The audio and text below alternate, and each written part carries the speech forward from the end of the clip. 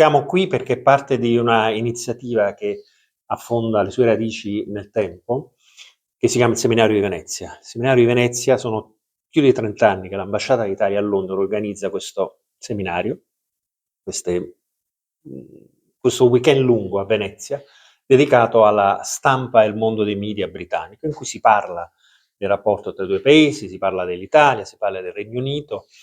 È una storia di successo, è probabilmente la più importante iniziativa di public diplomacy che si fa oggi da parte di un'ambasciata. Certo, aiuta moltissimo il fatto che devi essere veramente molto occupato o molto perverso per non accettare un invito a un weekend lungo a Venezia offerto dall'Ambasciata d'Italia.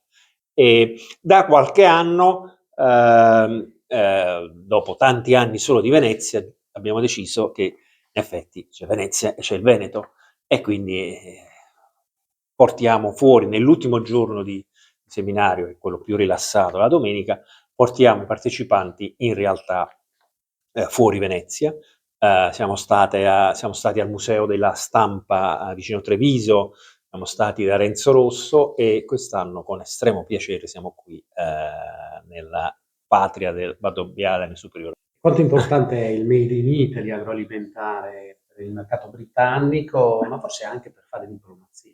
Allora, per fare diplomazia, ricordiamoci quello che è successo un mesetto fa all'UNESCO. Questo, come si può vedere dal mio aspetto fisico, parlate con un diplomatico, ahimè, un po' stagionato, e noi siamo probabilmente una media potenza nella versione tradizionale del termine, siamo una grandissima potenza nelle espressioni soft power, e uno degli elementi, non l'unico, uno degli elementi essenziali del soft power italiano è la cultura del cibo, che poi si collega alla cultura del vino, dell'ospitare, tutto assieme. Questo è essenziale, è uno strumento fortissimo, è uno strumento che ci fa identificare immediatamente. Io dico sempre, un professore di Cambridge, un annetto fa, che è un linguista, mi disse sempre che lui ha fatto una ricerca sulle 70 lingue più parlate al mondo, e la parola che meno di tutte ha bisogno di una traduzione in queste lingue è una parola, vabbè, nel caso specifico napoletano, perché sono napoletano, e mi fece questo esempio. Se tu vai in uno sperduto villaggio della Mongolia al confine con la Russia e dici pizza, non hai bisogno di tradurre.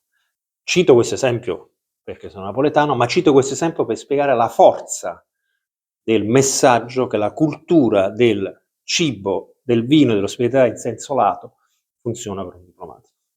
E quindi, alla luce di quello che ci ha appena detto, dal suo punto di vista, quanto ritiene importante affiancare alla diplomazia istituzionale la valorizzazione delle eccellenze come strumento di relazione e racconto del paese? È essenziale, è qualcosa su cui il ministro degli esteri italiani si è particolarmente focalizzato. Abbiamo appena introdotto una nuova riforma della Farnesina che insiste proprio su questi aspetti, cioè sul lavoro integrato, sulla la ricerca del sostegno per la promozione e la crescita all'estero. Guardi, quando io sono entrato in diplomazia c'era ancora il muro di Berlino, e da giovane diplomatico mi sentivo Metternich o Bismarck o qualcuno del genere, Kissinger, no?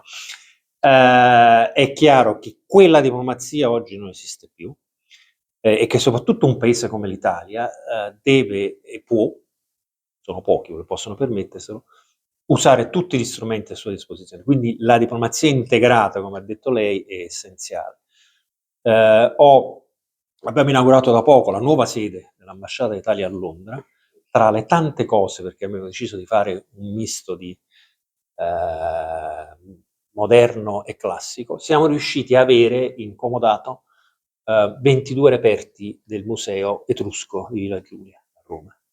E appunto quello che dicevo al ministro quando è venuto a inaugurarla, la Cina, forse la Grecia, ma sono pochi le ambasciate che possono ospitare reperti di 2500 anni. Questa è secondo me una forza che l'Italia deve e può assolutamente usare.